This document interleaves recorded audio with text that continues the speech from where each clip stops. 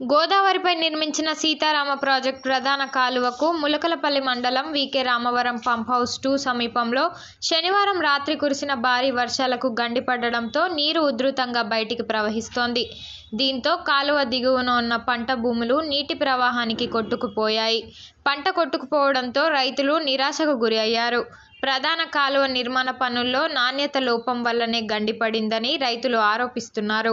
మరోపక్క వర్షాలకు వాగులు వంకలు పొంగిపొర్లి ప్రమాద స్థాయిని మించి ప్రవహిస్తున్నాయి. ముఖ్యమంత్రి రేవంత్ రెడ్డి సీతారామ ప్రాజెక్టును ఇక్కడే ప్రారంభించడం, ప్రధాన కాలువకు గండిపడటం పలు విమర్శలకు తావిస్తోంది.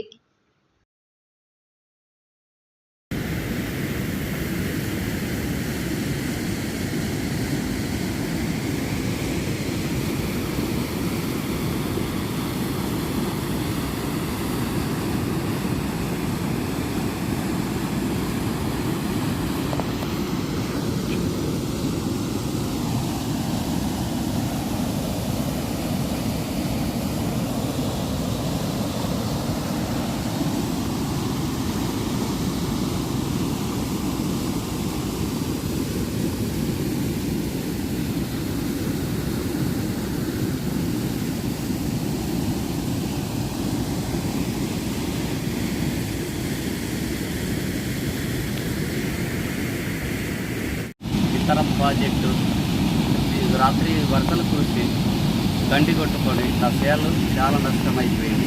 పత్తి చేలు ఓరపొలాలు 10 ఎకరాల దాకా పోయింది. ఆ నష్టపరిహారం కట్టాల్సింది. ఆయన భద్రాద్రి కొత్తగూడెం జిల్లా పాల్వంచ మండలంలోని కోయగట్టు గ్రామం బండ్రగొండ గ్రామానికి మధ్య నుంచి వెళ్తున్నటువంటి సీతారాం ప్రాజెక్టు కాలువ. ఈ కాలువ గత సంవత్సరమే ఇంతకంటే ముందే తెగినటువంటి పరిస్థితి. ఆ సమయంలో కూడా కోయగట్టు గ్రామానికి చెందినటువంటి 11 మంది రైతుల ఆదివాసీ పేద రైతుల భూములు ఉట్టి భూములే కాదు, పత్తి, వరి, కంది తదితర పప్పు ధాన్యాల పంటలు కొట్టపోయినటువంటి పరిస్థితి ఉన్నది. అప్పుడు కూడా అధికారులకు విన్నవించినటువంటి పరిస్థితి ఉన్నది. అధికారులు కానీ కాంట్రాక్టర్లు కానీ ఎటువంటి చలనం లేకుండా పోయింది రైతులే కదా అనే ఉద్దేశంతో నిర్లక్ష్యంగా వ్యవహరించినటువంటి పరిస్థితి ఉన్నది.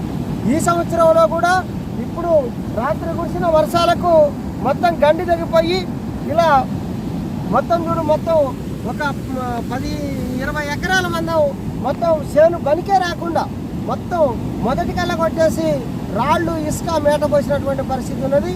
మొత్తం ఒక 10 మంది రైతులకు సంబంధించినటువంటి 20-30 ఎకరాల భూములు పోయినాయి. బండ్రగొండకు చెందినటువంటి మారుమనంకే భూమి పోయింది. ఇది కారణం ఏమిటి అంటే ఈ కాలువ నిర్మాణ పనిలోనే లోపాలు ఉన్నాయి.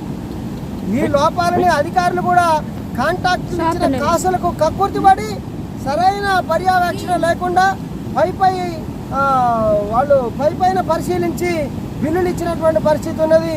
ఇది ప్రభుత్వానికి నష్టం, ప్రజలకు నష్టం, కాంట్రాక్టర్లు వాళ్ళ యొక్క కోట్లు సంపాదించడానికి ఇది ఉపయోగపడుతున్నటువంటి పరిస్థితి ఉన్నది.